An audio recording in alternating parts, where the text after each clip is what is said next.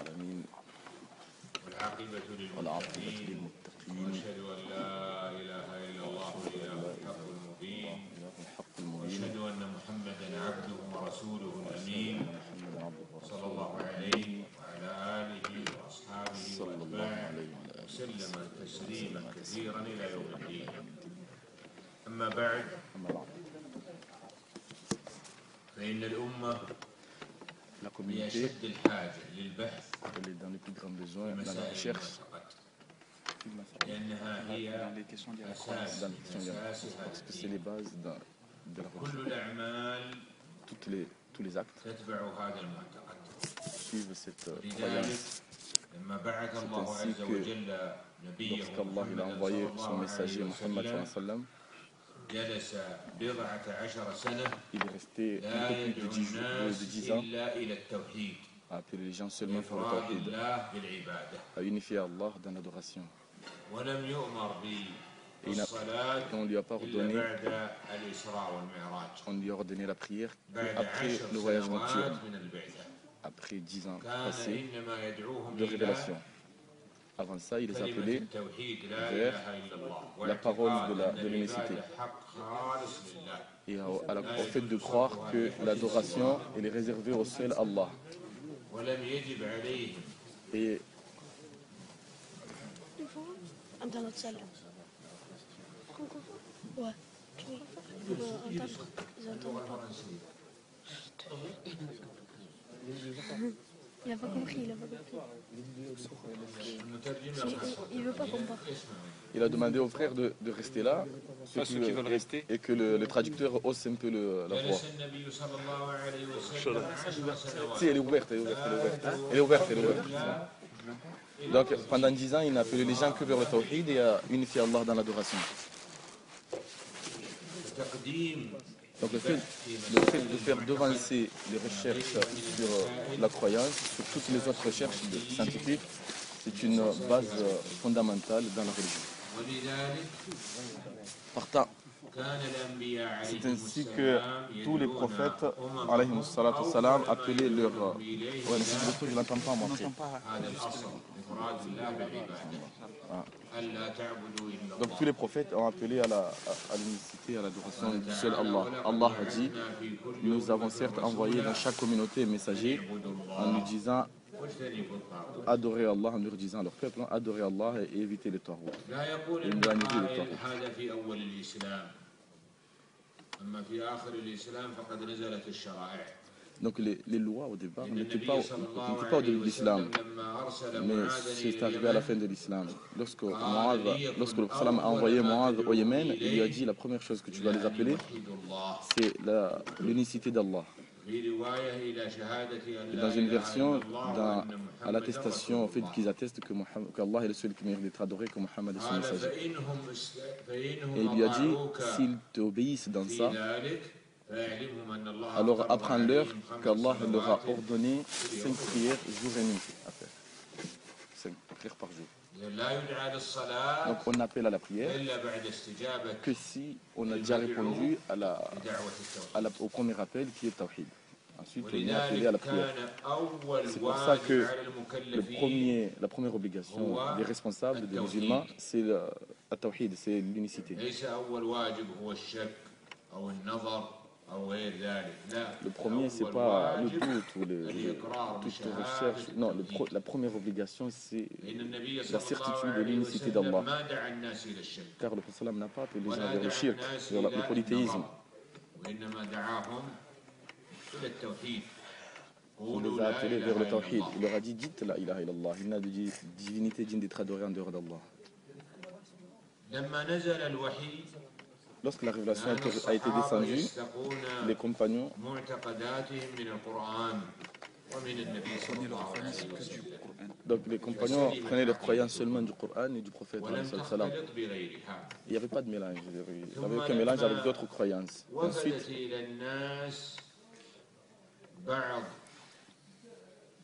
المعتقدات من أصحاب الحضارات الأخرى lorsque la croyance a été mélangée avec d'autres civilisations, donc après les خلط compagnons, فيه الحق بالباطل le faux a été mélangé du vrai اغتر بعض من لا يعرف العقيدة الصحيحة et ont été égarés ou tombés, وظن trompés, hein, أنه دين الإسلام ceux qui ne connaissaient pas la vraie ووجدت croyance. ضلالات في Et donc des العصور égarements se الأولى sont créés بسبب هذا qui أي n'étaient pas بسبب au départ à cause الإعراض de ce عن mélange-là. الوحي Du fait de se détourner de la révélation والمعتقد et de prendre من des مصادر croyances أخرى غير الكتاب d'autres والسنة. civilisations ou d'autres croyances qui ne sont pas du livre de la ومن Sunna. هنا اعتنى علماء الشريعة Et à partir de là, les savants de la charia hein, ont donné de في كل l'importance عصر à expliquer les croyances. بحيث يوضحون للناس العقيدة Et dans الصحيحة chaque époque même.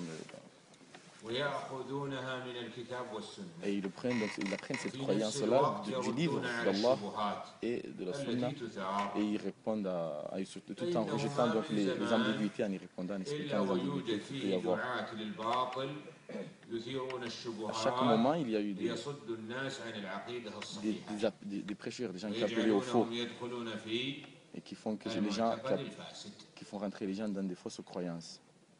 De tout temps, il y a eu. وقد هيأ الله عز وجل علماء السنة للرد Et Allah a préparé على les مقالات savants de la Sunna وبدع أهل comment الضلال répondre à ces ومن fausses paroles-là. مميزات ردود أهل السنة أنهم يردون الباطل Et بالحق parmi les choses الصرف qui distinguent les gens de la Sunna des ويردون autres, c'est الباطل qu'ils بالباطل répondent, الآخر au mensonge par la vérité. Ils ne répondent pas au mensonge par un autre mensonge.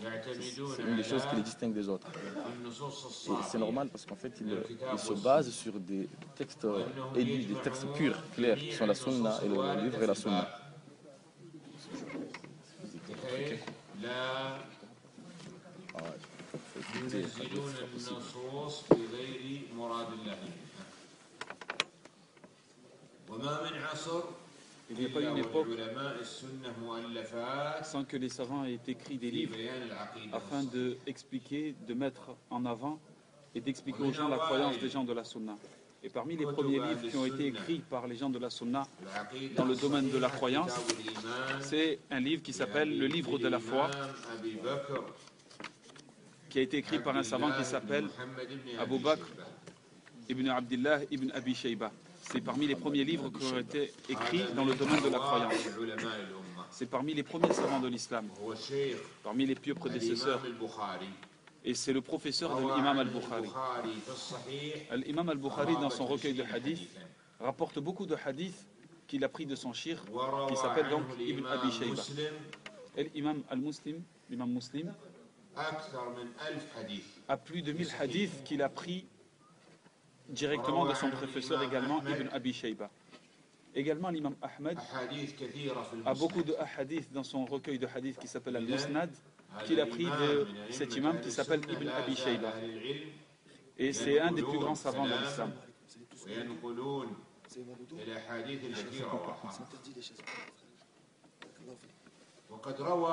Et عن شيوخ كثيرين ممن لهم مكانة ومنزلة كالإمام وكيع بن الجراح il rapporte بن عبد الحميد beaucoup de savants comme Waqi' et d'autres, des hadiths وسفيان بن عيينة tels que d'autres savants également comme Sufyan ibn وغيرهم من Uwayna الأئمة et d'autres parmi les grands imams des حماد musulmans بن أسامة comme Hamad ibn Usama.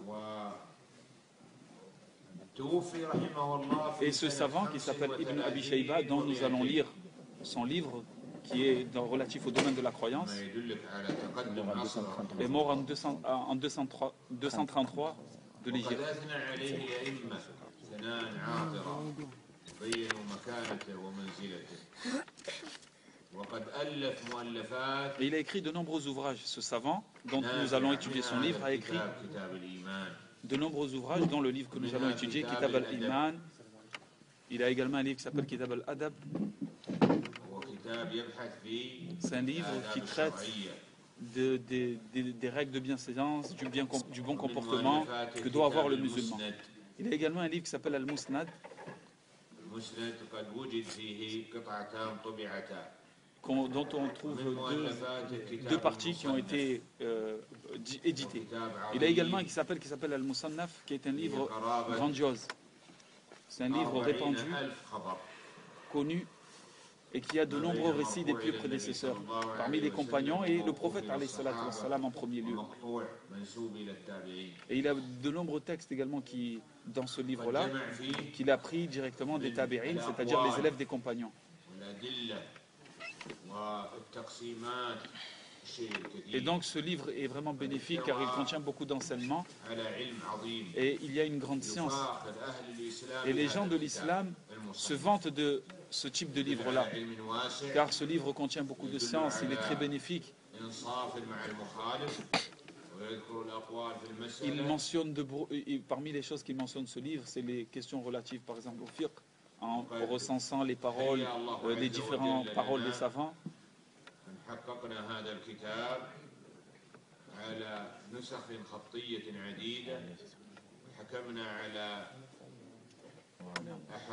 Et on remercie Allah de nous avoir permis donc d'avoir ce livre-là et que nous allons étudier, que nous allons lire. Et ce livre s'appelle donc Kitab al-Iman, c'est un livre relatif à la croyance, et c'est ce livre-là que nous allons étudier. Et Inch'Allah, nous allons commencer, c'est-à-dire la lecture de ce livre, qui s'appelle Kitab al-Iman.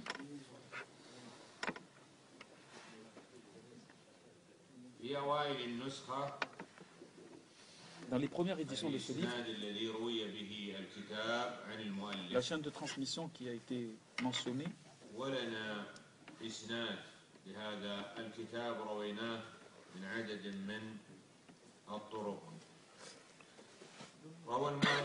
donc l'imam rapporte, ou plutôt mentionne donc dans son livre, là le cheikh cite la chaîne de transmission qui remonte à Mu'adh ibn Jabal, que Mu'adh ibn Jabal radiyallahu anhu a dit: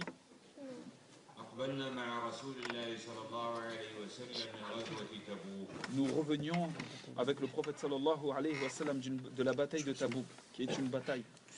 C'est-à-dire Mu'adh rapporte qu'il était avec le prophète et qu'il revenait de la bataille de Tabouk.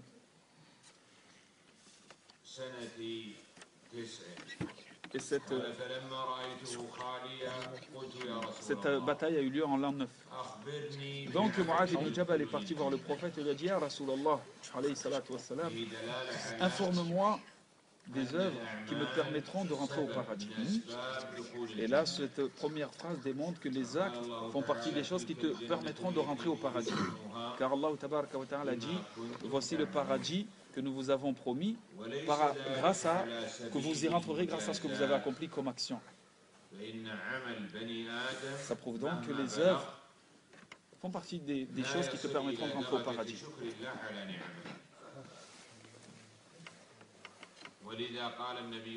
Ensuite, le prophète alayhi salatu wassalam a dit dans un hadith également que personne ne rentrera au paradis en se fiant uniquement à ses œuvres, mais on y rentrera par rapport à la miséricorde d'Allah. Donc comment regrouper ce hadith et le hadith qu'on a dit que le paradis s'obtient qu'avec les œuvres, et le hadith qu'on a dit que personne ne rentrera au paradis grâce à ses œuvres mais grâce à la miséricorde d'Allah? Comment regrouper ces deux hadiths? Comment les rassembler? C'est-à-dire le verset et le hadith qu'on a cité.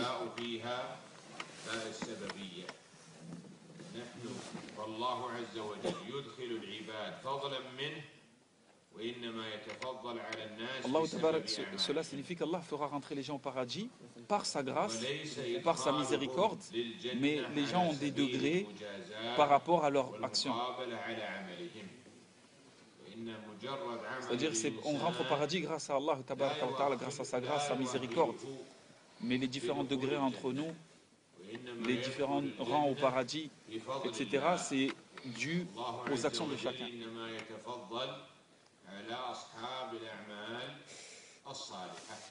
Et donc les gens, où Allah favorise ou élève les gens selon les œuvres. Donc Mu'adh a demandé: Ya Rasulallah, quelles sont les œuvres qui me permettront de rentrer au paradis? C'est-à-dire ensuite le prophète alayhi salatu wassalam lui a dit: tu viens de poser une grande question, une question importante. Et facile pour celui à qui Allah tabaraka wa ta'ala a facilité. Cela signifie que le serviteur n'accomplit les bonnes actions que parce qu'Allah tabaraka wa ta'ala lui a facilité. C'est-à-dire, demande donc à Allah tabaraka wa ta'ala de te faciliter à l'accomplissement des bonnes œuvres, car c'est lui qui facilite. C'est lui qui facilite l'homme pour accomplir les œuvres pour entrer au paradis. Donc le prophète alayhi salatu wassalam dit ensuite, accomplis la prière obligatoire, les prières prescrites, les 5 prières à accomplir dans la journée. Ça fait partie des choses qui te permettront de rentrer au paradis. En accomplissant donc les prières comme cela est demandé, avec les ablutions, en respectant les conditions de la prière, ses piliers, et ainsi de suite.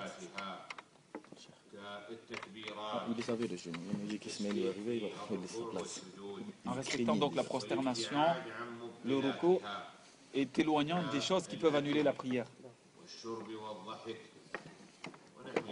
Et autre chose que cela.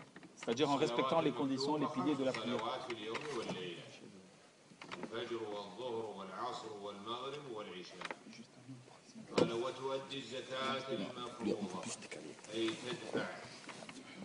Ensuite, le prophète alayhi salatu wassalam dit donc accomplis tes prières obligatoires et paye la zakat. C'est une somme d'argent qu'on paye lorsqu'elle atteint un certain montant, nisab. Le musulman il lui est demandé de payer donc la zakat. Et également, mais accomplit at-tawhid, c'est-à-dire rencontre Allah sans lui avoir donné d'associé et meurt en unifiant Allah tabaraka wa ta'ala, ne lui donne pas d'associé. Ensuite, le prophète alayhi salatu wassalam, après lui avoir mentionné les causes qui te permettront de rentrer au paradis, lui a dit, veux-tu que je t'indique l'œuvre, le pilier de tout ce qu'on vient de citer, la tête ou le pilier de tout ce qu'on vient de citer. Quant à le pilier ou la colonne vertébrale de tout ce qu'on vient de citer, c'est l'islam. Celui qui accomplit sa religion, qui devient musulman, celui-là sera sauvé.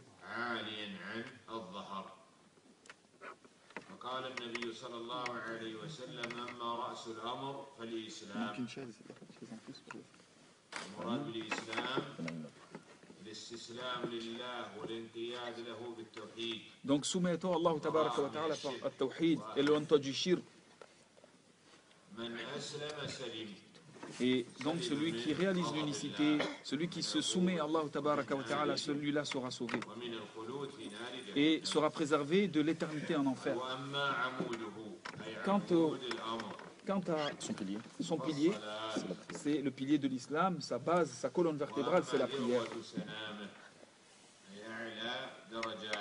Quant à son plus haut degré, c'est-à-dire le plus haut degré dans l'islam également, c'est le djihad fi sabilillah, c'est-à-dire le fait de combattre dans la voie d'Allah tabaraka wa ta'ala.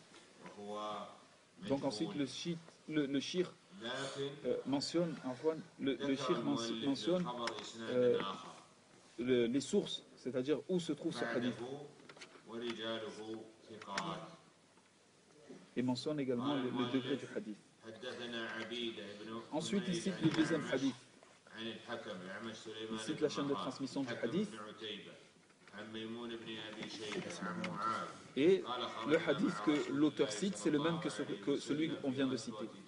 C'est le même que celui qu'on vient de citer, c'est-à-dire l'auteur répète 2 fois le même hadith.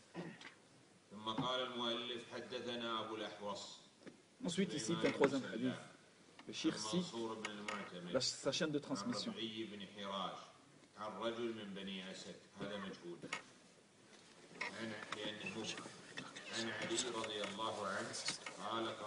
Donc, il est rapporté que Ali ibn Abi Talib a entendu le prophète sallallahu alayhi wa sallam dire: celui qui a 4 choses, 4 qualités, ou plutôt la personne ne goûtera pas à la douceur de la foi sans 4 choses. Sans ces 4 choses que le prophète alayhi salatu wa sallam va citer. La première chose, c'est la ilaha illallah wahdahu, c'est-à-dire le fait d'attester qu'Allah tabaraka wa ta'ala est l'unique, celui qui mérite d'être adoré, et que l'adoration doit être destinée que pour Allah tabaraka wa ta'ala seul. Tu ne dois pas lui donner d'associé, tu ne dois pas adorer autre que lui. et que l'adoration doit donc être vouée exclusivement à Allah tabaraka wa ta'ala. Ensuite, le prophète alayhi salatu wa salam continue en disant donc ces quatre choses-là. Le premier, l'attestation de foi, en attestant qu'Allah tabaraka wa ta'ala est celui qui mérite d'être adoré. La deuxième chose, d'attester que Allah tabaraka wa ta'ala a envoyé le prophète avec la vérité. Et cela signifie croire à tout ce que le prophète sallallahu alayhi wa sallam nous a ordonné et d'adorer Allah tabaraka wa ta'ala avec ce que, c'est-à-dire avec les informations ou la manière dont le prophète alayhi salatu wa sallam nous a expliqué. Ensuite, la troisième chose, que tu crois que tu mourras, que toute âme goûtera à la mort et que tu seras ressuscité après cette mort.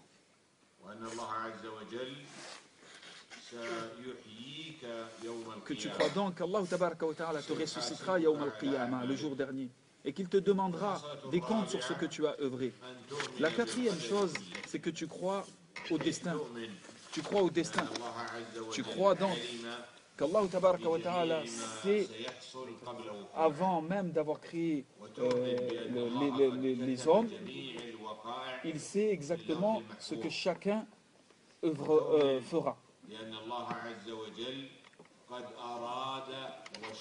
Et donc, qu'Allah tabaraka wa ta'ala, c'est-à-dire la croyance au destin, a des conditions, parmi lesquelles le fait de croire qu'Allah tabaraka wa ta'ala nous a créés et que, avant même notre création, Allah tabaraka wa ta'ala sait ce que chacun d'entre nous fera.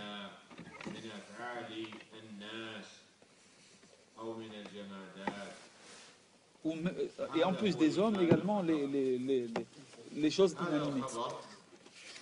C'est-à-dire Allah tabaraka wa ta'ala savait ce que ces choses-là allaient devenir et allaient faire. Ensuite, il cite certaines connaissances, certains termes ou certaines choses à savoir par rapport à ce hadith et sa chaîne de transmission. Dans cette chaîne de transmission, il y a certaines choses à noter, mais ce hadith a été confirmé par d'autres versions. Et ces versions-là se renforcent les unes les autres.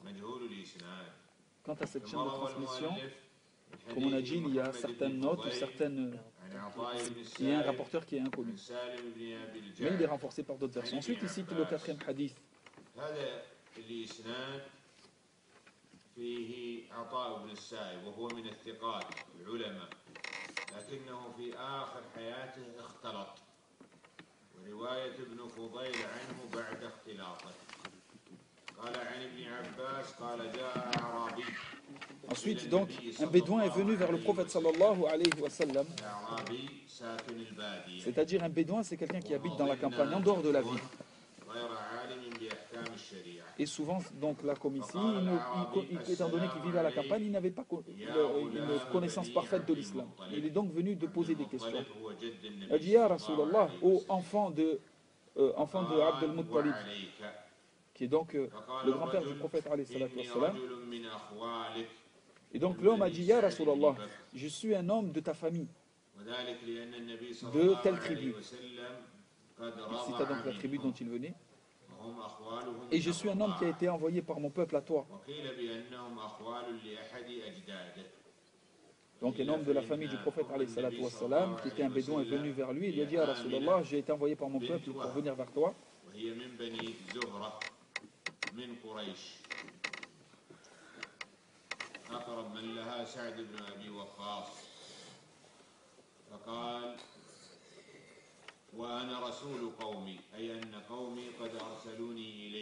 Donc son peuple a envoyé cet homme au prophète alayhi salatu wassalam pour poser des questions relatives à l'islam. Donc je suis venu te poser des questions et te soumettre donc certaines interrogations et te les poser uniquement à toi. Et après, une fois que tu m'auras transmis toutes ces sciences-là, c'est-à-dire lorsque tu auras répondu à mes questions, je retournerai à mon peuple et je propagerai et je leur apprendrai ce que tu m'as enseigné.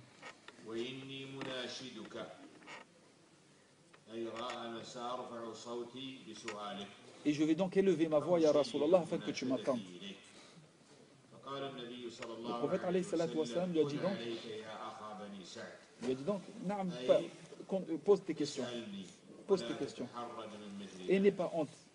Pose tes questions et ne te gêne pas. Et donc l'homme demanda au messager d'Allah, alayhi salatu wassalam, qui t'a créé? Qui t'a créé, t'a fait exister, t'a façonné, alors que tu n'étais rien? Et qui a créé ceux c'est-à-dire qui ont existé avant toi? Et qui a créé ceux qui viendront après toi, ya Rasulallah? Alors le prophète alayhi salatu wassalam lui a répondu, c'est Allah tabaraka wa ta'ala. Donc le bédouin a répondu, est-ce que c'est Allah tabaraka wa ta'ala qui t'a envoyé? Le messager alayhi salatu wassalam a répondu, naam. C'est-à-dire, est-ce que c'est Allah qui t'a envoyé et qui t'a ordonné d'appeler les gens à ceux que donc toi tu appelles? Est-ce que c'est lui qui t'a confié cette mission? Donc le prophète alayhi salatu wassalam a dit naam, et c'est lui qui a créé les 7 cieux, les 7 terres.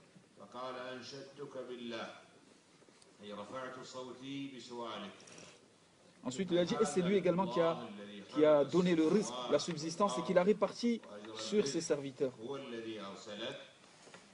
Donc le bédouin continue la question en lui disant, est-ce que c'est lui qui t'a envoyé? Le prophète alayhi salatu wassalam a dit naam.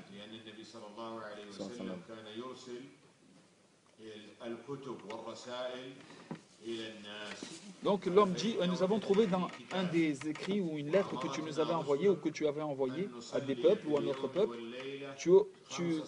cette lettre, tu demandais aux gens d'accomplir 5 prières quotidiennes et 5 prières obligatoires. Et le prophète alayhi salatu wassalam a dit donc naam. Et donc il a dit, je vais donc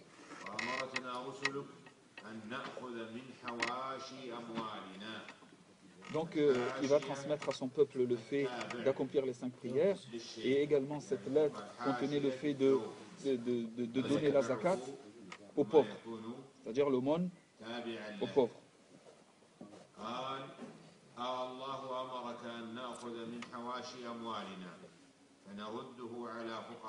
Donc est-ce que c'est Allah tabaraka wa ta'ala qui t'a demandé d'ordonner aux gens de verser la zakat et de la payer et de la dépenser dans la cause des pauvres? Le prophète alayhi salatu wassalam a dit oui. Donc il dit, ma 5e question, car ce bédouin a posé 4 questions. Là ici il va mentionner la 5e question. Il y a une 5e question que je ne te poserai pas, car je n'ai pas de doute dessus. Il y a une 5e question que je n'ose pas te poser ou que je ne vais pas te poser, car je n'ai pas de doute sur sa réponse.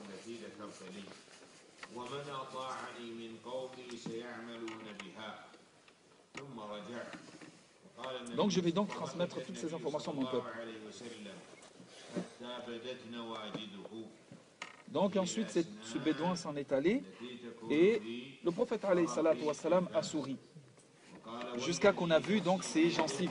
Le prophète alayhi salatu wassalam a souri par rapport aux propos de ce bédouin jusqu'à qu'on ait vu les gencives du prophète sallallahu alayhi wa sallam.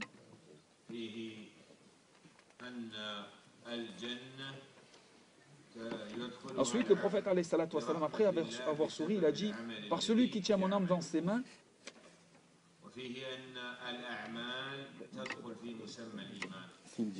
si ce bédouin dit vrai, c'est-à-dire s'il a cru réellement, s'il est véridique, s'il a cru à toutes les informations, les réponses qu'on lui a données, s'il y croit réellement, alors il y rentrera au paradis.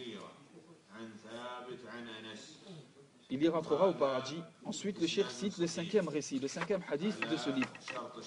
Et il cite sa chaîne de transmission et les caractéristiques de sa chaîne de transmission, avant de rentrer dans le texte même du hadith. Et ce hadith est rapporté par Anas ibn Malik. Il dit, on nous avait interdit de poser des questions au prophète alayhi salatu wassalam.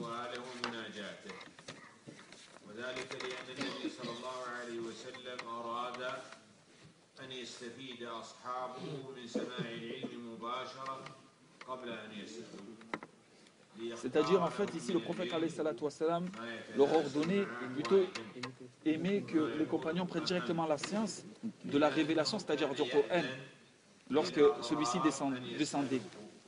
Et غربتهن قال وكان يعجبنا أي نسر أن يجيء الرجل من أهل Et donc, البادية comme on avait honte de poser des questions au prophète alayhi salatu wassalam, فيسأل النبي صلى on الله عليه profitait beaucoup quand وسلم justement des bédouins venaient au prophète alayhi salatu wassalam pour lui poser des questions. Car nous, parfois, on avait donc cette gêne de poser des questions au prophète, et donc on profitait quand les bédouins venaient voir le messager d'Allah alayhi salatu wassalam pour lui poser des questions. Car eux venaient au prophète et posaient des questions car ils n'habitaient pas la ville. Donc c'est dans ces moments-là qu'on profitait beaucoup. On profitait des réponses du prophète alayhi salatu wassalam à ces gens-là. Donc un homme parmi les gens, les bédouins est venu et a dit Ya Muhammad alayhi salatu wassalam. Il est venu un messager vers notre peuple et qui nous a dit que tu prétends qu'Allah tabaraka wa ta'ala t'a envoyé. Est-ce que c'est vrai? Le prophète alayhi salatu wassalam dit cet homme dit vrai. Donc l'homme répondit et qui a créé les cieux? Le prophète alayhi salatu wassalam a répondu Allah tabaraka wa ta'ala. L'homme demanda alors et qui a créé la terre? Il a dit Allah tabaraka wa ta'ala. Et qui a fixé les montagnes, c'est-à-dire a fait les montagnes les a fixés sur terre. Le prophète alayhi salatu wassalam a dit c'est Allah. فقال صدق هذا شهر رمضان قال فبالذي خلق السماء وخلق الأرض ونصب الجبال الله أمرك بهذا قال نعم في بعض الألفاظ أنه ذكر donc le bédouin dit par celui qui a créé les cieux et la terre et qui a établi donc les montagnes. Le prophète alayhi salatu wassalam, voilà, donc ce messager est venu vers nous et nous a dit, c'est-à-dire l'homme a juré, ensuite il a dit ce messager est venu à nous et nous a dit qu'on doit accomplir 5 prières par jour. Le prophète alayhi salatu wassalam a répondu, cet homme a dit vrai. Ensuite le bédouin a répondu, par celui qui a créé les cieux et la terre et qui a fixé les montagnes et qui t'a ordonné tout cela, est-ce que donc c'est lui qui t'a ordonné et qui t'a ordonné c'est-à-dire qui t'a informé, qui t'a demandé de dire aux gens qu'il y a 5 prières à accomplir? Le prophète alayhi salatu wassalam a dit naam, c'est Allah tabaraka wa ta'ala. Donc l'homme continue en disant, et le messager qui nous a été envoyé, c'est-à-dire l'homme qui est venu vers notre peuple, nous a également informé que nous devons accomplir un pèlerinage pour celui qui en a les moyens, que le musulman doit accomplir un pèlerinage s'il en a les moyens. Le messager d'Allah alayhi salatu wassalam a dit, cet homme a dit vrai.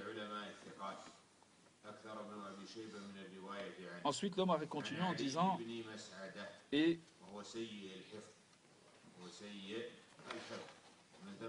je ne vais pas te poser d'autres questions, ni en rajouter, ni en diminuer. Et le prophète alayhi salatu wassalam a dit, si cet homme qui est venu ici pour me poser ces questions a dit vrai, il rentrera au paradis. Ensuite le shir parle de la chaîne de transmission du hadith et de ses caractéristiques. Et il mentionne ensuite le hadith numéro 6 que contient ce livre, Kitab al-Iman de Imam Ibn Abi Shayba.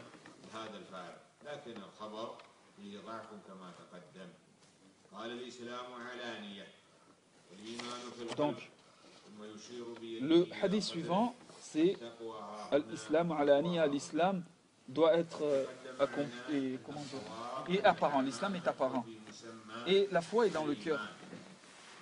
Puis le prophète alayhi salatu wassalam a orienté vers son cœur, le doigt vers son cœur, il a dit, et la taqwa, c'est-à-dire la crainte, la piété, réside ici, c'est-à-dire dans le cœur, la poitrine. Ensuite le shir cite le hadith numéro 7, le hadith suivant, où le prophète alayhi salatu wassalam a dit,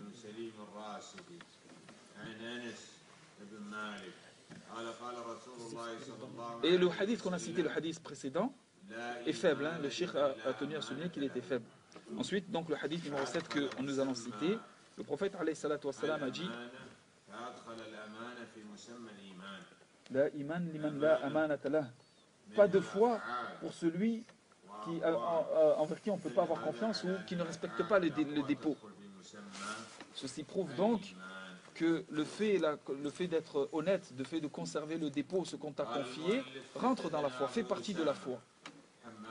Et donc les œuvres font partie de la foi.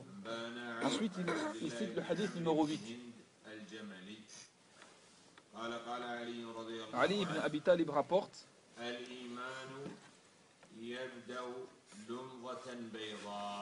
la foi est semblable à une lumière, une tache un petit point blanc dans le cœur. La foi est comparable à un petit point dans le cœur. Donc la foi est semblable à une petite lumière ou une lumière dans le cœur, un petit point. Et à chaque fois que la foi augmente, cette lumière augmente en blancheur, ou cette tache augmente en blancheur et en éclat, jusqu'à ce que le cœur entier devienne, soit rempli de lumière. Alors que l'hypocrisie est quant à lui un petit point noir dans le cœur. À chaque fois que l'hypocrisie augmente, le cœur noircit jusqu'à devenir entièrement noir.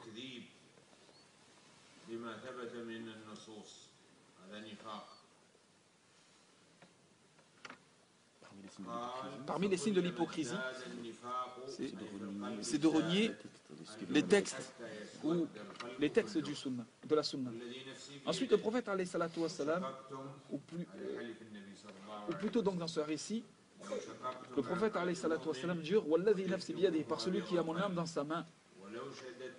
Si vous coupez en morceaux le cœur du musulman, le cœur du croyant, vous trouverez la blancheur de son cœur, l'éclat de la lumière que contient son cœur.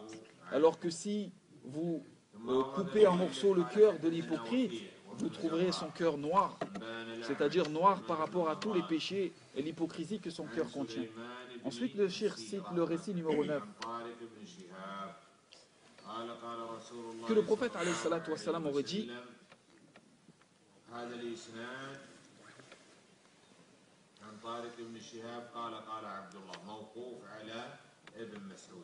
donc ce hadith que le cheikh va citer s'arrête à Ibn Mas'ud, c'est-à-dire ne va pas jusqu'au prophète mais s'arrête à Ibn Mas'ud.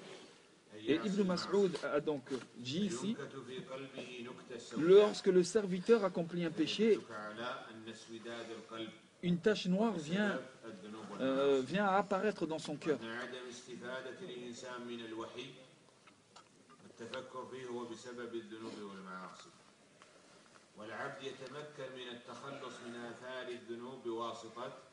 Et le musulman doit se sert pour effacer les péchés et cette noirceur qu'il y a dans son cœur par le repentir.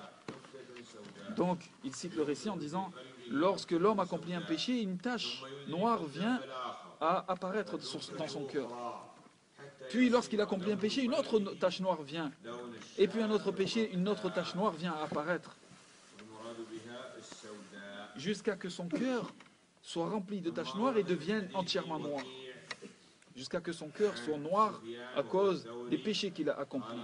Donc la foi est une lumière, alors que les péchés sont une obscurité dans le cœur du serviteur. Ensuite, il cite le récit numéro 10.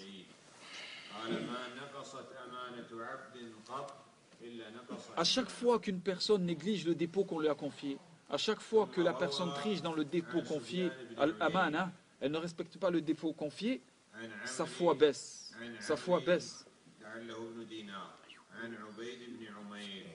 Ensuite, le récit.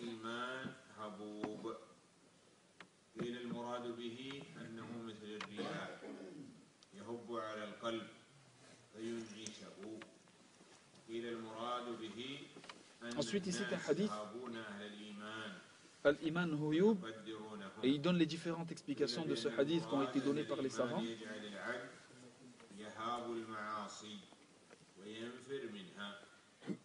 C'est le fait donc que le serviteur fuit les péchés. Parmi les explications qui a été données, Al-Iman Huyub, c'est le fait que la foi consiste à s'éloigner donc des péchés. Ensuite, le prophète, le récit suivant, c'est que le prophète alayhi salatu wassalam a envoyé un compagnon et qui appelait les gens, c'est-à-dire à Mina. C'est un endroit que les hujjaj, lorsqu'ils accomplissent le hajj, se retrouvent. Que le prophète alayhi salatu wassalam donc l'a envoyé, que cet homme est parti à cet endroit-là et il criait que ne rentrera au paradis que celui qui a une âme croyante, que le croyant, ne rentrera au paradis que le croyant. Et ensuite le shir parle de la chaîne de transmission de ce hadith. Ensuite, le prophète, le shir cite le récit suivant. Ô vous les hommes, que votre prière et que vos jeûnes ne vous trompent pas. Que celui qui veut prie, que celui qui veut jeûne.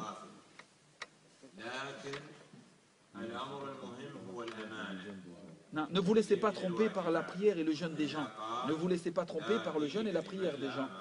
Que celui qui veut prie et que celui qui veut jeûne. Mais sachez que celui qui ne respecte pas le dépôt confié, que celui en qui on ne peut pas avoir confiance, n'a pas de religion. Celui en qui on ne peut pas faire confiance, celui qui trahit le dépôt confié, n'a pas de religion. Donc une incitation à respecter le dépôt confié. Ensuite, il cite le récit suivant où le prophète alayhi salatu wassalam a dit: la foi augmente et baisse. Donc on lui demanda: et qu'est-ce qui participe et qu'est-ce qui contribue à l'augmentation de la foi et qu'est-ce qui contribue à sa baisse?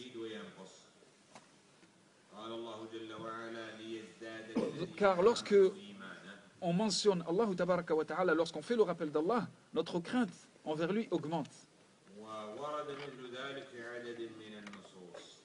Et donc cela, le fait que la peur d'Allah augmente, signifie que ta foi augmente. Et lorsque tu es insouciant et que tu oublies le rappel d'Allah tabaraka wa ta'ala, cela signifie que ta foi baisse. Cela contribue à la baisse de la foi. Les gens de la sunna affirment donc que la foi augmente et que la foi augmente et la foi baisse. Ce récit prouve que la foi augmente et que la foi baisse également. Elle augmente avec l'obéissance, elle baisse avec la désobéissance. Et les savants ou certains groupes ont dit que la foi c'est simplement l'attestation avec le cœur, c'est-à-dire sans œuvre. Certains groupes disent que la foi c'est uniquement dans le cœur, une attestation, une attestation, une sincère décision dans le cœur. C'est-à-dire que la foi est uniquement dans le cœur.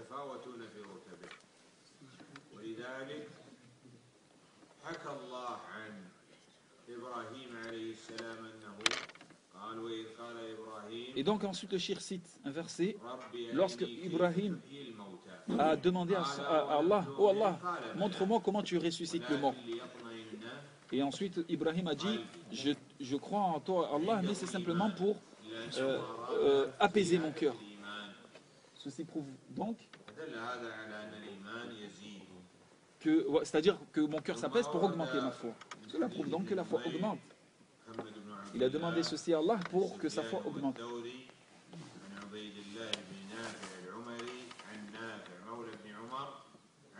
Ensuite, il cite le récit suivant, qui est une invocation.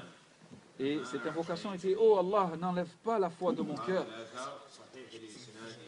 comme tu me l'as donné. C'est-à-dire ici, il est demandé donc au serviteur d'implorer Allah comme ici: oh Allah, n'enlève pas la foi de mon cœur après que tu me l'aies donné.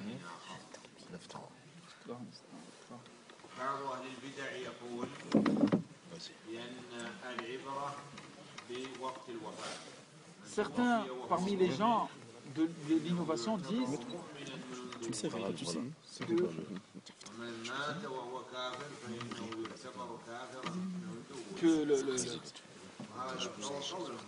que la foi est enlevée qu'au moment où on meurt. C'est-à-dire l'homme né musulman, né avec la foi, et n'est enlevé de son cœur que lorsqu'il meurt. Bien sûr, ceci est une erreur. En parlant des mécréants, Allah tabaraka wa ta'ala dit: ils ont mécru après avoir cru. Et il cite un autre verset où Allah tabaraka wa ta'ala dit: ceux qui ont renié la foi après avoir cru et qui ont mécru et ensuite cru et remécru, c'est-à-dire ils ont changé après avoir cru, ils ont renié l'islam. Ceci prouve donc que l'homme peut passer d'un cas à un autre.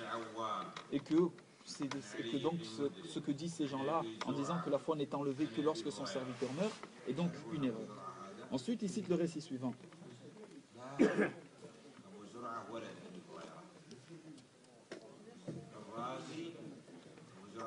بعد المؤلف بسنوات. Ici donc la chaîne de transmission de ce récit et certaines caractéristiques de cette chaîne de transmission. Ensuite, le prophète alayhi salatu wassalam a dit la foi est pure et purificatrice. Celui qui, lorsqu'il commet az-zina, la foi quitte son cœur. Cela ne signifie pas bien sûr que la personne sort de l'islam. Cela signifie simplement que la foi baisse et augmente et que accomplir ce péché-là est un grand péché.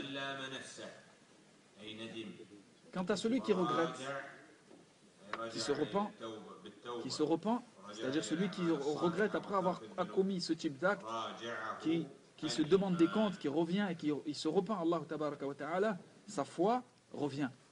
C'est-à-dire après avoir quitté sa foi lorsqu'il a accompli ce péché, lorsqu'il s'est repenti, cette foi revient. Ensuite, il cite le récit suivant, où le prophète alayhi salatu wassalam disait, donc il cite certaines caractéristiques de cette chaîne de transmission et certaines informations par rapport à ceux qui rapportent ce récit. Et le prophète alayhi salatu wassalam a dit, le croyant ayant la foi la plus parfaite, c'est celui qui a le meilleur comportement. C'est-à-dire que le meilleur des musulmans, le meilleur des croyants, c'est celui qui a le comportement, le meilleur comportement. Ceci signifie que le bon comportement rentre dans la foi. Car au début du hadith, le prophète a dit, le croyant, c'est-à-dire celui qui croit, le croyant ayant la foi la plus parfaite, c'est celui qui a le bon comportement. Ceci signifie que le bon comportement fait partie de la foi. Et il cite le récit suivant, où ce récit est semblable à celui qu'on vient de citer, c'est-à-dire le meilleur des croyants, ou le croyant ayant la foi la plus parfaite, c'est celui qui a le meilleur comportement. Ceci signifie, étant donné qu'il dit le meilleur des croyants, ou le croyant ayant la foi la plus parfaite, signifie, ou nous informe, ou nous permet de dire que les croyants ont différentes foi. Il y a différents degrés dans la foi, que certains ont des foi plus élevées que d'autres. Et ceux qui ont la foi la plus parfaite, c'est ceux donc doués d'un bon comportement. Et il cite un autre récit, ce récit est semblable aux deux derniers que nous venons de citer ou nous venons de voir. C'est-à-dire le croyant ayant la foi la plus parfaite, c'est celui qui a le meilleur comportement. Ensuite, il cite certaines informations par rapport à cette chaîne de transmission. Et cela signifie que la foi augmente et baisse, et que le bon comportement rentre dans la foi. Ensuite, l'auteur cite le récit suivant, qui ressemble également au récit que nous venons de citer, à savoir que le meilleur des croyants, celui ayant la foi la plus parfaite, c'est celui doué du noble caractère, celui qui a le meilleur comportement.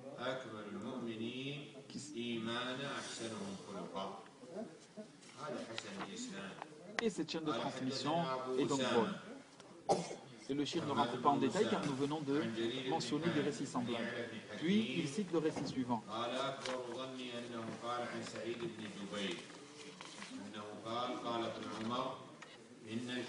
Un récit rapporté par Ibn Omar, il disait, la pudeur, le fait de s'éloigner des choses laides, le fait de s'éloigner des choses mauvaises, des mauvais comportements, sont liés à la foi. C'est-à-dire la pudeur est liée à la foi. Les deux sont liés l'un à l'autre. Et la pudeur désigne le fait de s'éloigner des choses interdites. Et si l'un des deux vient à disparaître, l'autre disparaît également. C'est-à-dire si la pudeur disparaît du cœur du serviteur, la foi s'en va. Et si la foi s'en va, la pudeur également s'en va. L'un ne va pas sans l'autre. Puis le shir cite le récit suivant.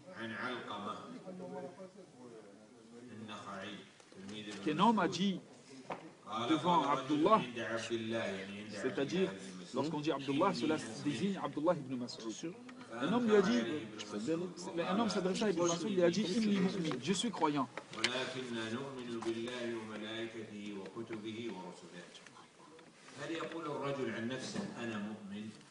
Est-ce que l'homme doit dire, de par sa propre personne, moi je suis croyant, ou il doit dire, je suis croyant, Inch'Allah? Est-ce que l'homme peut dire, je suis croyant, ou il doit plutôt dire, je suis croyant, Inch'Allah? وهناك من قال يجوز. Certains disent qu'il est permis de dire je suis croyant. والضابط في هذا الباب Et ce qu'il faut, la règle par rapport à ce qu'on vient de citer, باعتبار que إذا قال أنا مؤمن يريد به si une personne dit moi je suis croyant, سيستمر معي إلى الوفاة فلا بد من voulant sous-entendre par là مؤمن إن شاء الله. qu'il va continuer jusqu'à sa mort dans le droit chemin, il faut qu'il rajoute Inch'Allah. حال فلا بأس. Par contre, s'il parle de sa foi tout de suite, s'il dit maintenant à l'instant je suis croyant, il n'y a pas de problème. Il n'y a pas besoin de dire Inch'Allah. Mais s'il parle je suis croyant dans le sens jusqu'à sa mort, jusqu'à à l'avenir, etc., il doit dire Inch'Allah car il ne sait pas son sort, il ne sait pas ce qui lui arrivera à l'avenir. Ensuite, il a cité donc ce récit. Et ensuite, il cite le récit suivant. Il lui a dit j'ai rencontré un cavalier. Je lui ai dit Man antum, qui vous êtes? Cet homme, ces gens ont répondu nous sommes croyants. C'est-à-dire un homme a croisé un cavalier ou des cavaliers, il leur a dit qui vous êtes? Il a dit nous sommes des croyants. Et donc, il lui a été dit dites directement nous sommes des gens du paradis. Si vous dites vous êtes croyants, dites carrément que vous êtes des gens du paradis.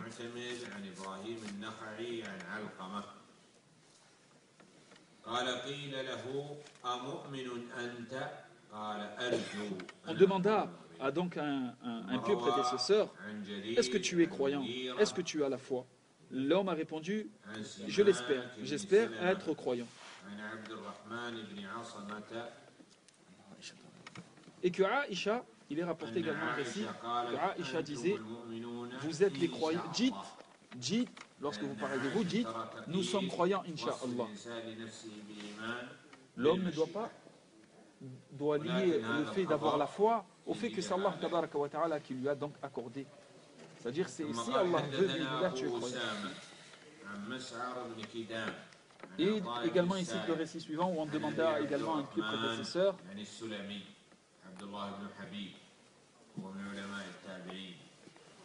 فقال إذا سئل أحدكم أمؤمن أنت فلا يشكن فليجزم وليقل أنا مؤمن. Si on demande à quelqu'un est-ce que tu es croyant, qu'il n'hésite pas et qu'il dise, qu'il ne doute pas, qu'il dise je suis croyant. Qu'il soit clair et catégorique, je suis croyant. Il cite le récit suivant, donc si on demande à l'un d'entre vous est-ce que tu es croyant, il dit il ne convient de ne pas douter, de ne pas douter de sa foi et de donc dire qu'il est croyant. C'est le même récit. Ici, c'est un récit que nous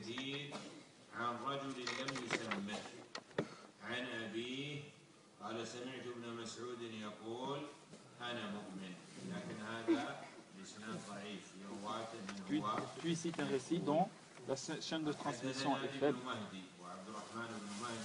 Et ce récit, c'était qu'un homme avait entendu Ibn Mas'ud dire « Je suis croyant ».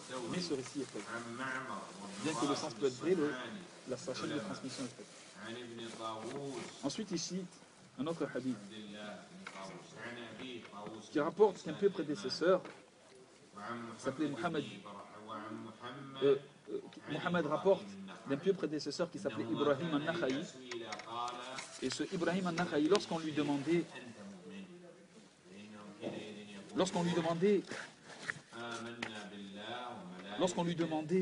es-tu croyant? Il disait Naam, je crois en Allah tabaraka wa ta'ala, en ses anges et en ses livres et en ses anges, en ses livres et à ses envoyés. Ensuite, il cite le verset où Allah tabaraka wa ta'ala dit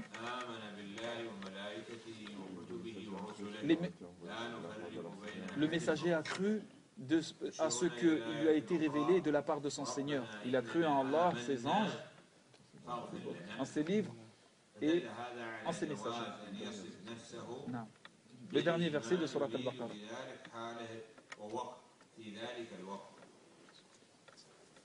ويجوز أن نقيد لفظة الإيمان بالمشيئة باعتبار وقت الوفاة. قال المؤلف حدثنا أبو معاوية محمد بن خازم عن الشيباني. Donc le cheikh répète la règle qu'on a citée. Le musulman peut dire je suis musulman, je suis croyant s'il parle de son instant présent. Maintenant, s'il vise par là le fait de parler de l'avenir jusqu'à sa mort, il doit dire Inch'Allah, car il ne sait pas son sort. Puis il cite un récit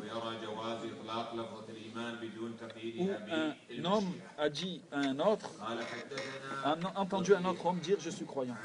Et donc l'homme lui a répondu, tu as perdu ici-bas si tu n'es pas croyant. Puis un homme est venu vers Ibn Omar. Il lui a dit, Ya Rasul, oh Ibn Omar, il y a ici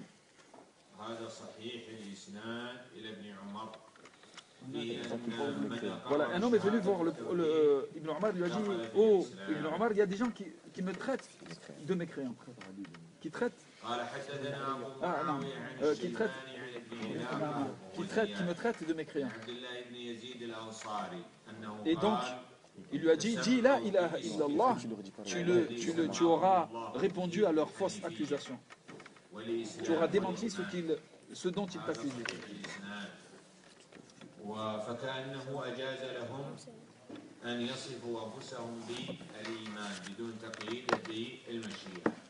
Donc il cite également le chiffre, la règle automatique. À savoir, il est permis de dire je suis croyant. Puis il cite le récit suivant. Il cite sa chaîne de transmission. Où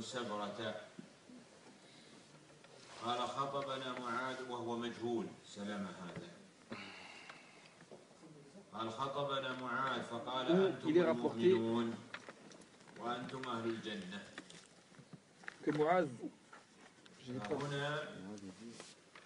que Mu'adh s'adressa aux gens en disant vous êtes les croyants et vous êtes les gens du paradis. Je sais pas ça.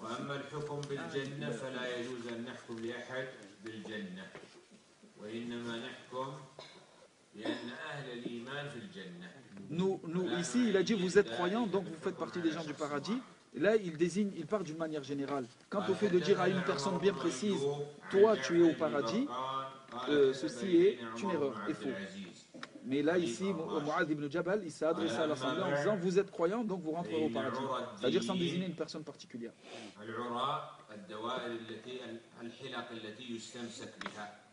Donc,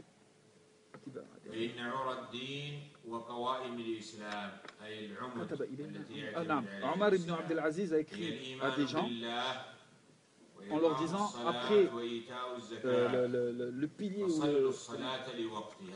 la colonne vertébrale, le fondement de la religion, c'est le fait de réaliser ou d'accomplir l'islam, de se soumettre à Allah, donc la foi en Allah, d'accomplir la prière, de payer la zakat.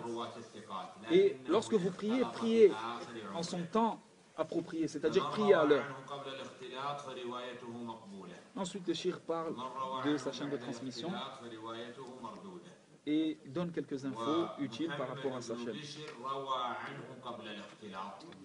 Ensuite, le récit suivant. Il est rapporté que le prophète alayhi salatu wassalam a dit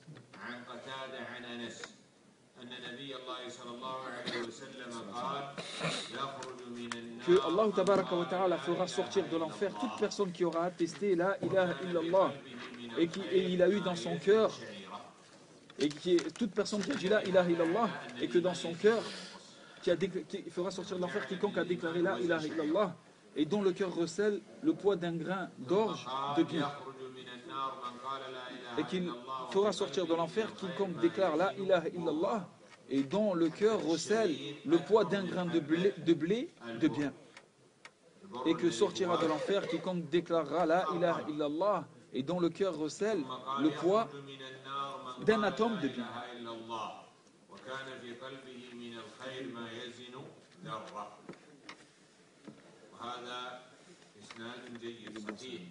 Et cette chaîne de transmission est bonne. Elle est conforme aux conditions de l'imam Bukhari et Muslim. C'est rapporté par l'imam al-Bukhari et Muslim.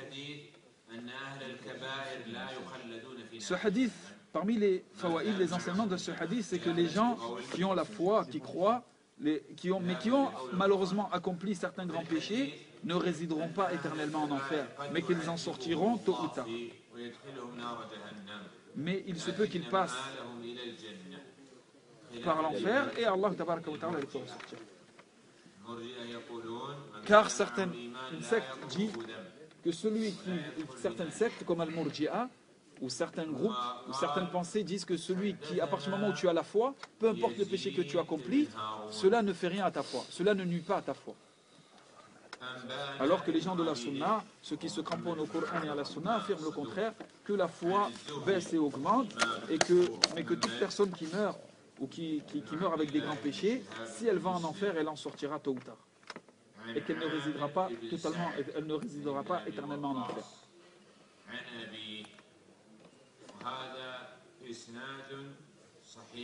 Et qu'on ne dit pas également que toute personne qui accomplit un grand péché ira au paradis de manière obligatoire. Il se peut qu'elle passe par l'enfer. Ensuite, il cite le récit suivant. Le récit suivant, c'est qu'un groupe est venu vers le prophète alayhi salatu wassalam, et lui ont demandé quelque chose. Ils lui ont demandé de l'argent. Et là, de l'argent ou des biens. Et là, le prophète alayhi salatu wassalam leur a donné, sauf à un homme parmi eux. Le prophète alayhi salatu wassalam ne leur a rien donné. Et là, les gens lui ont dit, ah Rasulullah, tu leur as donné, tu as laissé un tel, sans lui rien donner, alors que nous voyons qu'il est croyant. Et là, c'est-à-dire cette personne mérite que tu lui donnes quelque chose, car c'est un croyant. Là, le prophète alayhi salatu wassalam a dit, croyant ou musulman. Croyant ou musulman. C'est-à-dire ici le prophète veut leur sous-entendre qu'il y a la différence entre le croyant, le fait de dire mu'min, croyant, et muslim, musulman. Il y a une différence entre les deux. Il y a des points communs et des différences entre ces deux termes. Et là les gens ont répété cela 3 fois au prophète alayhi salatu wassalam, en lui disant mais c'est un croyant, pourquoi ne lui tu donnes pas? Et là le prophète à chaque fois, le prophète alayhi salatu wassalam a donné la même réponse. Croyant, c'est-à-dire vous dites que c'est un croyant, mais il se peut qu'il soit également musulman. Et ils ont répété, et il est musulman, il est musulman. Il est musulman ou croyant? Ils ont répété cela à plusieurs reprises.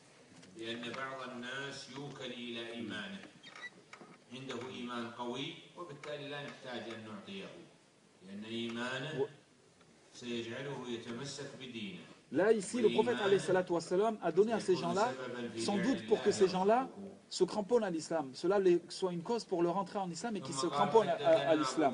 Et cet homme, il ne lui a pas donné, car cet homme avait une grande foi. Cela prouve que parfois une personne comme ici, elle avait une grande foi. Le fait de ne pas lui avoir donné quelque chose ne le nuit pas. Ne le nuit pas et ne le gêne pas. Car il a une grande foi, pouvant accepter cela et supporter donc le fait qu'on ne lui ait pas donné. Et il cite également le récit suivant.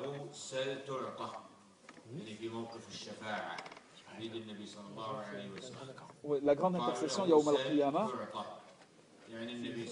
Il lui sera dit au prophète alayhi salatu wassalam, demande à Allah et nous te donnerons.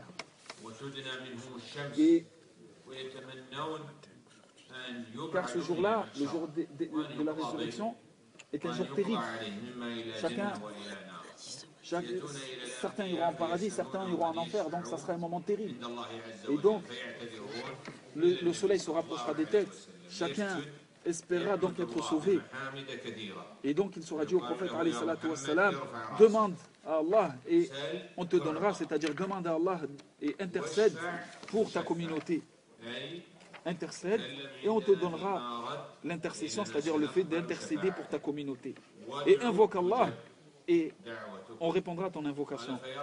Et là le prophète alayhi salatu wassalam lèvera alors la tête et parlant à Allah tabaraka wa ta'ala en disant oh Allah, ma communauté, ma communauté.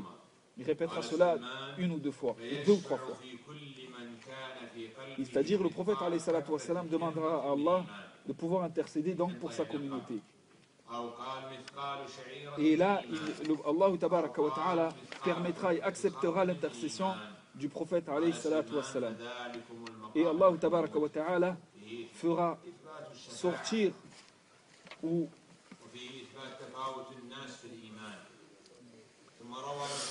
et saura sauver toute personne qui a la foi semblable à un grain d'or ou à un atome, la taille d'un atome ou un peu plus grand qu'un atome. ou plus petit que cela.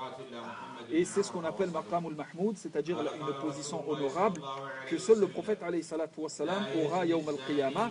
Il pourra intercéder pour sa communauté, pour les musulmans.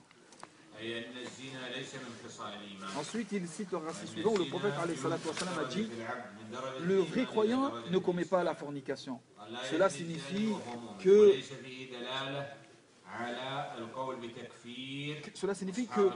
la fornication ne fait pas partie des caractéristiques du croyant. C'est-à-dire un croyant ne commet pas la fornication, ne commet pas l'adultère. Et également le prophète alayhi salatu wassalam continue en disant: le musulman ne connaît, le croyant ne commet pas az-zina et également il ne boit pas d'alcool. Et là ici une personne peut dire: mais le prophète alayhi salatu wassalam a dit: n'est pas croyant celui qui commet az-zina.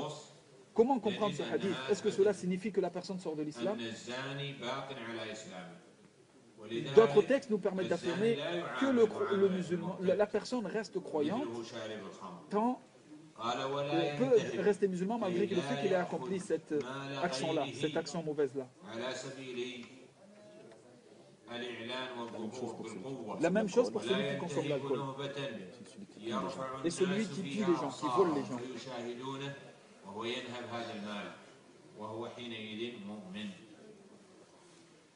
C'est-à-dire que ça reste un... Donc c'est les caractéristiques qu'on vient de citer, le fait de commettre az-zina, la fornication, de boire l'alcool, ne font pas partie des caractéristiques du croyant. Et ne le font pas non plus sortir de l'islam.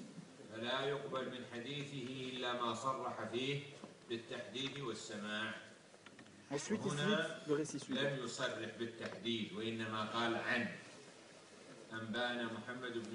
Il mentionne quelques caractéristiques de cette chaîne de transmission du récit que nous allons citer.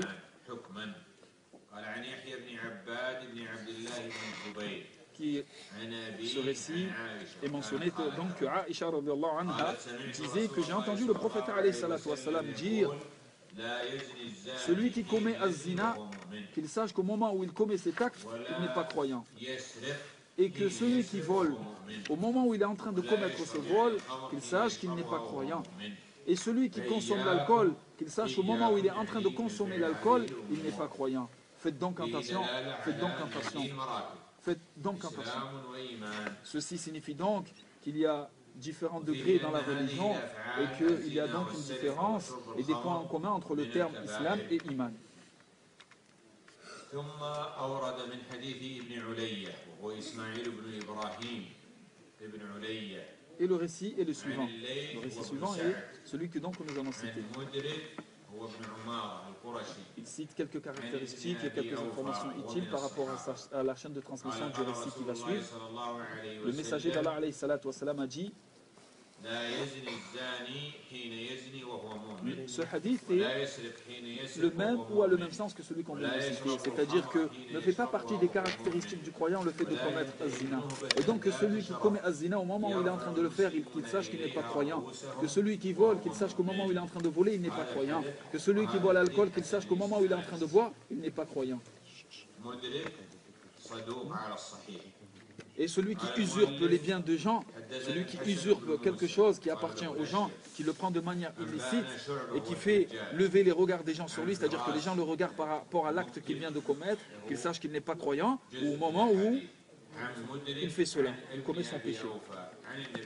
Ensuite, il cite le récit suivant. Il cite donc la chaîne de transmission du hadith ou du récit.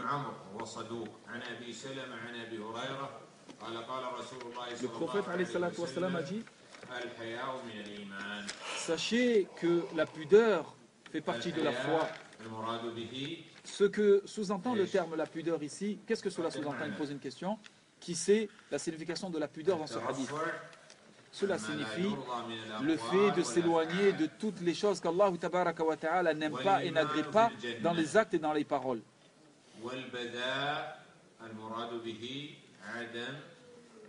Et donc, la pudeur fait partie de la foi et la grossièreté ou la dureté ne fait pas partie de la foi. La grossièreté, la pudeur, le fait d'être dur également envers les gens ne fait pas partie de la foi. Et عن زائد والجفاء عن هشام عن الحسن La dureté, c'est عن destiné جابر à بن l'enfer. عبد الله C'est-à-dire que ces caractéristiques-là ne font pas partie des qualités du croyant. Le croyant, lui, الراوي a la عن pudeur الحسن et وأهل العلم il يقولون saura au بأنه paradis. يخطئ. قال عن جابر بن عبد الله أنه قال قيل يا رسول الله أي الإيمان أفضل Et donc, قال الصبر والسماحة. الصبر حبس النفس على طاعة الله وعن معصية الله. Et donc on a demandé au prophète alayhi salam, quelle est la meilleure des foi, et il a dit c'est la patience et le pardon. Il explique c'est quoi le pardon, c'est le fait de ne pas être dur dans les relations avec autrui. Et ça montre donc que le pardon fait partie des caractéristiques de la foi. Et on lui a demandé c'est qui le croyant le plus complet dans sa foi. Parce qu'on a vu que donc les croyants n'étaient pas au même degré dans la foi. Et il a répondu à l'Islam en disant c'était celui qui avait le meilleur comportement. Et donc on voit que le meilleur comportement rentre dans ce qu'on appelle la foi. Et il rapporte le hadith suivant, dans lequel le prophète sallam dit entre le serviteur et la mécréance, il y a le fait de laisser la prière. Ce qui distingue le musulman de la mécréance, c'est le fait de laisser la prière. Là, il explique un peu la chaîne de transmission. Donc, le texte du hadith, c'est entre le serviteur et la mécréance, donc la séparation entre le serviteur et la mécréance, c'est le fait de laisser la prière. Dans le hadith, il y a une incitation à la prière.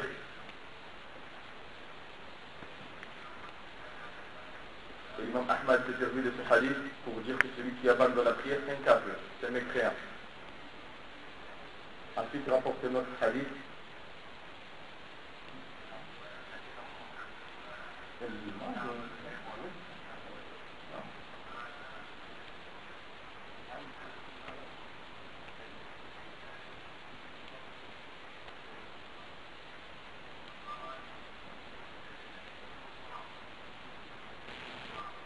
Donc là, il la chaîne de transmission du hadith suivant. Donc, il a entendu le prophète sallam a dire la frontière ou la différence qu'il y a entre nous et eux, c'est-à-dire les mécréants, les polythéistes, c'est le fait de laisser la prière. Donc entre les musulmans et les polythéistes, il y a le fait de laisser la prière. Celui qui l'a laissé, faqad kafar, il aura renié. Il y a une preuve ici pour le mazhab de l'imam Ahmad que celui qui abandonne la prière, c'est un kafir, c'est un mécréant. Et il rapporte notre hadith. Donc vous voyez que le cher ne rentre pas dans la divergence.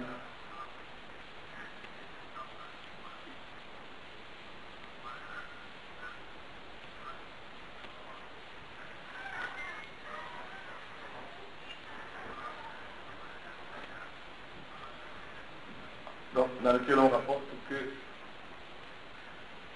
quand Omar de Mas'oud a dit, donc ce compagnon, il a dit dans un texte qu'on remonte à lui, mais qu'on ne remonte pas au prophète, il dit, celui qui ne prie pas, il n'a pas de religion. Celui qui ne prie pas n'a pas de religion. Et dans le texte suivant, dans le hadith suivant, là il est du prophète, dans lequel il dit, celui qui a laissé l'antre, la prière de l'antre, habita amalou de manière volontaire, ses actes sont nuls. Et le fait de laisser l'antre, dit le cher, laisser l'antre, ça signifie de laisser jusqu'à que son temps sorte. Et certains s'appuient dessus pour dire que le fait de laisser la prière ça sort sur l'islam, vous voyez que les actes s'annulent et ils ne s'annulent que sur l'islam.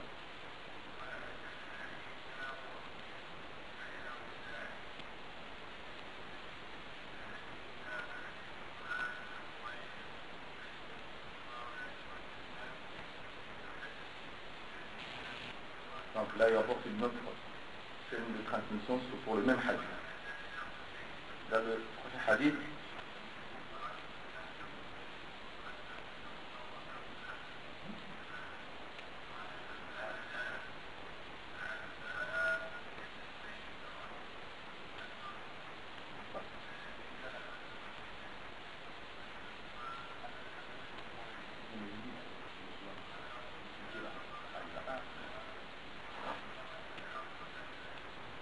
Donc Abu Darda, au rapport de Abu Darda, ce compagnon Allah Ta'ala nous disait que celui qui allait sur la prière de la rentrée jusqu'à ce qu'elle parte, sans aucune excuse, alors ses actes deviennent nuls.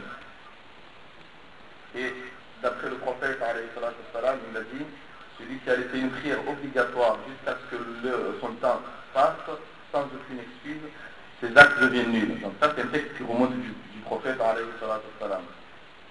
mais celui de Abu Darda, celui du prophète sallam il dit le chef qu'il est faible, mais celui de Abu Darda qui lui remonte jusqu'à Abu Darda, le compagnon, dit il est sa chaîne de transmission et est authentique.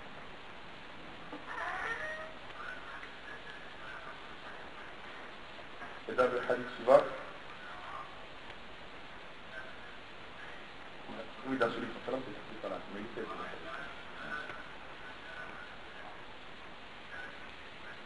et là, c'est notre texte qui ressemble un peu à ce qui est déjà passé. Il dit il n'y a pas de foi, il n'y a pas de foi pour celui qui n'a pas de confiance. Celui qui ne respecte pas les dépôts. Il n'y a pas de religion, la vie, la pour celui qui ne respecte pas les passes.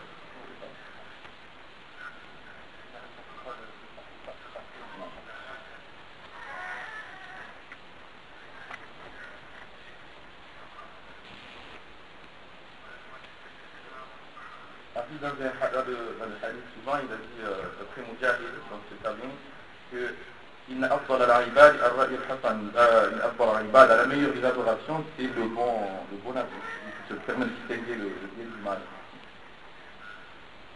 la conduite royale.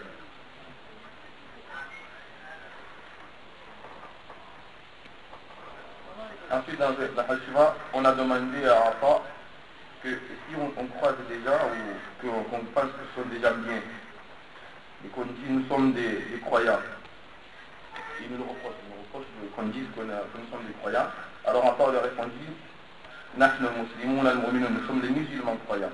C'est comme ça que nous avons trouvé les compagnons du prophète qui disaient nous sommes les musulmans croyants. Et d'après Hudayfa, Allah Ta'ala il dit que les cœurs sont au nombre de 4.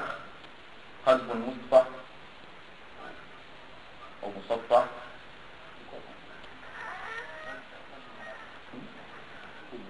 Donc le premier cœur Musaffa, c'est le mot Musaffa, mais il dit c'est le cœur de l'hypocrite.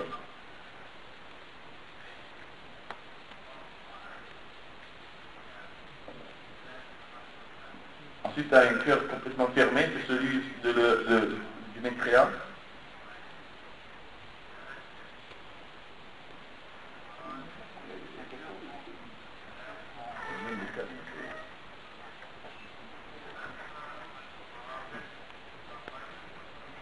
C'est quoi le...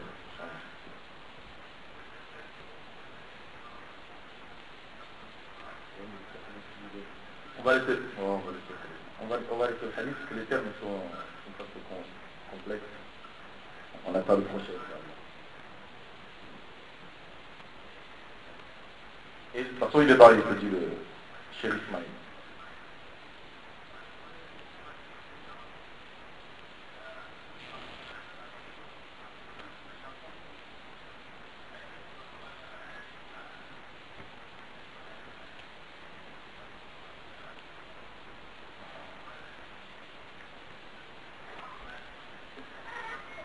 Ensuite, dans le hadith suivant, il dit que le prophète sallam disait souvent ô toi, ya muqallib al-qulub, toi qui change les cœurs, raffermis mon cœur sur ta religion. C'était beaucoup des doigts du prophète alayhi salam. Dans ce hadith, on voit bien qu'il y a tiré comme profil le fait de multiplier les invocations. Il dit que le salam le disait beaucoup. Et aussi le fait de se rapprocher d'Allah avec ses noms et ses attributs, comme il a dit, que le salam ya muqallib al-qulub. Aussi que les cœurs sont entre les doigts d'Allah.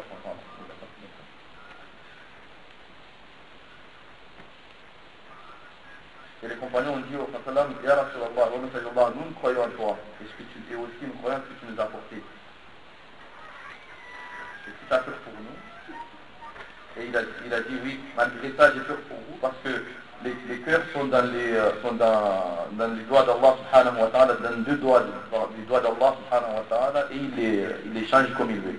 Donc malgré que vous êtes devant moi, que vous croyez à moi et ce que j'ai apporté, j'ai quand même peur pour vous.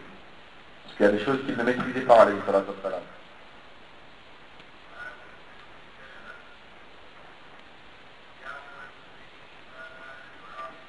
Ici, il y a une taline qui a demandé à Salama, la mère des croyants, et il a dit, ô toi la mère des croyants, quelle était la doigt que faisait le prophète, alayhi salam. Et il lui a répondu donc la doigt qu'on a citée, il y a Muqallib al-Qulub, Tabit Qadi al-Adini, ô toi qui transforme les cœurs, raffermis mon cœur dans ta religion. Alors je lui demandais, Salama a demandé au Sallam, pourquoi tu fais souvent cette doigt, cette invocation, et le prophète lui a répondu, il n'y a pas un fils de Adam, il n'y a pas un homme, si ce n'est que son cœur est dans deux doigts, parmi les doigts d'Allah subhanahu wa ta'ala, Masha Aqam wa Masha Azar. Celui qu'Allah veut, il le laisse sur la droiture, et celui qui veut Allah subhanahu wa ta'ala, il l'égare. C'est pour ça qu'il faisait beaucoup cette doigt, comme si lui-même il n'était pas à l'abri des ruses d'Allah subhanahu wa ta'ala.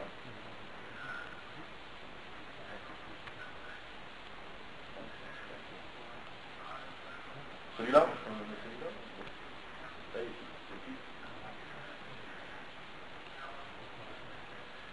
Donc, la même chose d'Al-Ka'a, qui a demandé au prophète pourquoi il faisait beaucoup cette doigt. Et il lui a répondu, est-ce que tu ne sais pas, Aïcha, que les cœurs du fils d'Adam sont dans les doigts d'Allah subhanahu wa ta'ala, celui qui veut le transformer, l'envoyer vers la visée, il l'envoie vers la visée. Et celui qui veut le transformer et l'envoyer dans l'égarement, il l'envoie dans l'égarement.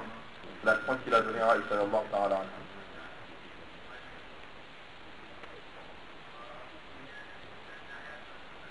Et dans ce hadith, on peut tirer comme profit le fait que personne ne doit se sentir à l'abri des risques d'Allah subhanahu wa ta'ala. Vous voyez que même pas le prophète alayhi salam. Ensuite, dans le hadith suivant, on rapporte du prophète alayhi salam qu'il faisait beaucoup cette doigt. أنه كان يدعو بهذا الدعاء. Donc la même, au toi qui transforme les cœurs, enfermer mon cœur sur sa religion.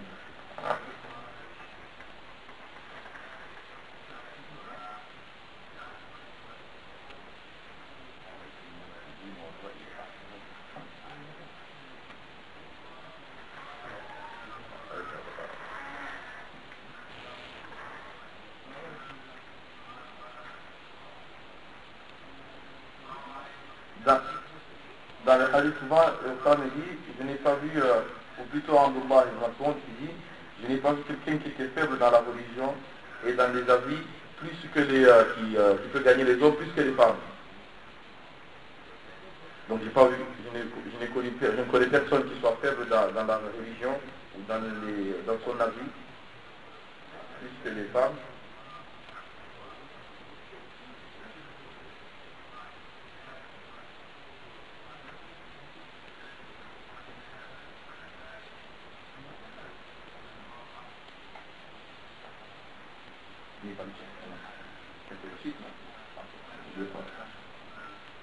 Ah, donc ils ont demandé à Abdul Mas'ud, à Abdurrahman, c'était sa kunya, pourquoi, c'est quoi sa faiblesse dans la religion à la femme? Et il a dit, parce qu'elle laisse la prière quand elle est en période de menstru. Et pourquoi alors elle est faible dans la vie, dans les idées, dans la raison? Et il a expliqué ça en disant que vous ne voyez pas que pour le témoignage des hommes, il faut deux femmes. Donc ça montre bien qu'elle est faible en raisonnement. Je disais en tout cas, Abu Abdurrahman, Abdullah ibn Mas'ud. Abdullah ibn Mas'ud.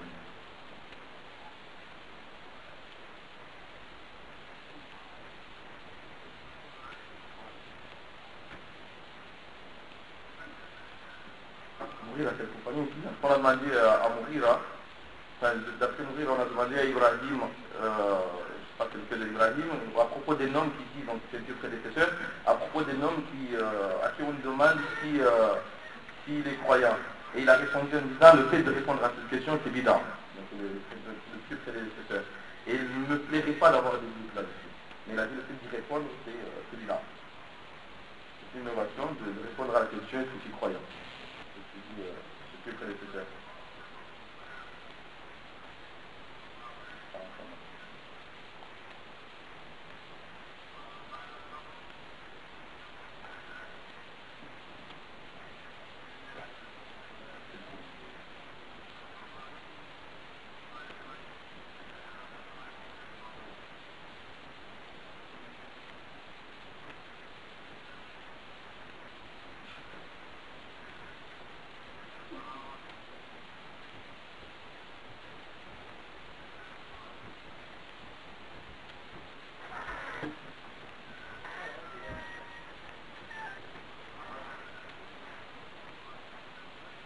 On rapporte de Khudayfa qui disait que Wallahi est l'homme peut se réveiller le matin alors qu'il voit très bien, le clairvoyant, et il arrive le soir, il me voit avec, comme s'il a des poils qui poussent dans les yeux. Et donc dans le hadith, on voit que l'homme peut changer de moment à un autre. Le matin, il est voyant, donc il est clairvoyant, il est sur la bonne voie, et le soir, il devient tout autre chose. Ça en rapport avec les doigts du Prophète précédent. Et on a rapporté à Omar qu'un homme dans le Cham, en Syrie là-bas, il prétendait qu'il était croyant. Alors Omar a écrit que donc faites-le venir à moi. On l'a apporté à Omar. On lui a demandé, tu prétends que tu es croyant? Et l'homme a demandé oui. Et de toute façon, est-ce qu'à l'époque du prophète, il y avait plus que 3 degrés, il y avait des croyants, donc il dit ça Omar, il y avait des croyants, des mécréants et des hypocrites. Il a dit, je ne suis ni mécréant ni hypocrite. Donc il me reste que le fait d'être croyant. Et Omar lui a dit, tends-moi la main.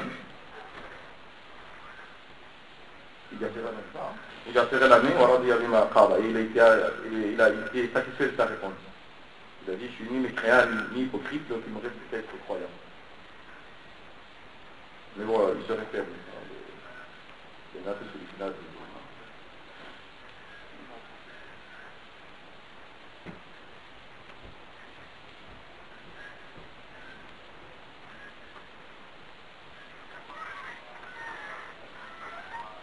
Et là, du prophète, alayhi salatu wa salam, il va venir vers la fin des temps, des épreuves,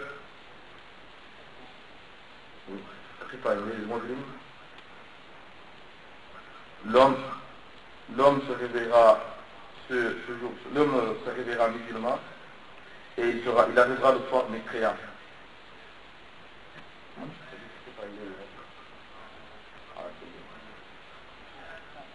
Donc il y aura des jours sombres dans lesquels l'homme se réveillera le matin musulman, donc croyant, il arrivera le soir, alors qu'il est mécréant. Et l'inverse aussi. Il sera le soir croyant, il se réveillera le matin mécréant. Il y a bon. Donc cette chaîne-là, ou celle-là, soit elle est faible, mais le texte a été confirmé par d'autres textes, qu'ils appellent Hassan ou Moussaïm ou Khayr.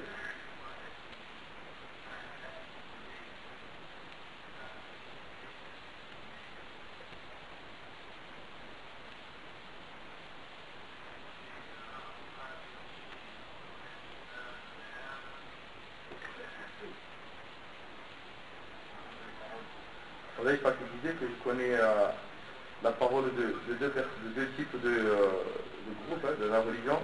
Ceux qui disent que l'imam et la foi c'est tellement une parole, il n'y a pas d'acte qui va avec, même si tu commets le meurtre, même si tu fais zina. Et d'autres qui disent Awwaluna Arab.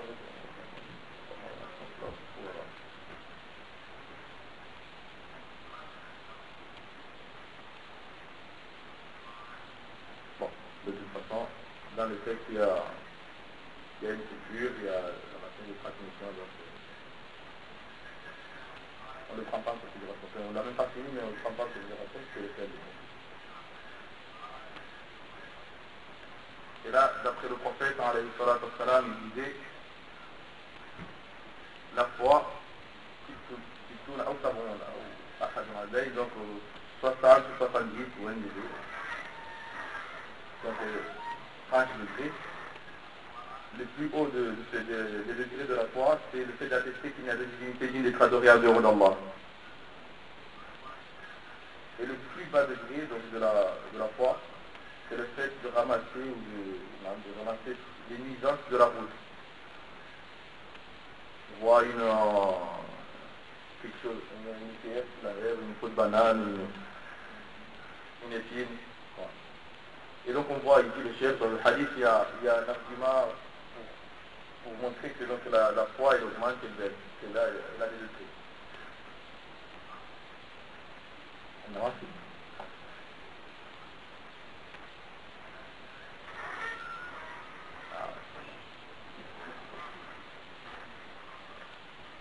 Donc là, il donne des exemples par rapport au fait que ça monte ou ça baisse, notamment avec l'arbre. Est-ce que les feuilles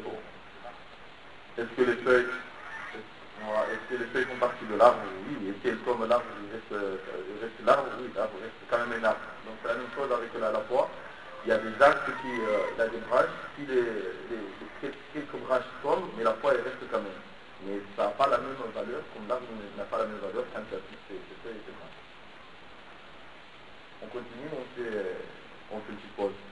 Juste pour finir le hadith, il a dit et la pudeur c'est une partie de la foi.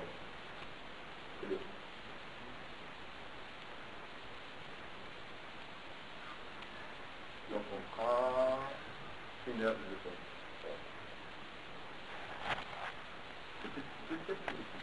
Pour les plus sages. On demande à Allah de nous donner la réussite ainsi qu'à vous dans le bas monde et dans l'au-delà et de faire de nous des gens guidés, pieux.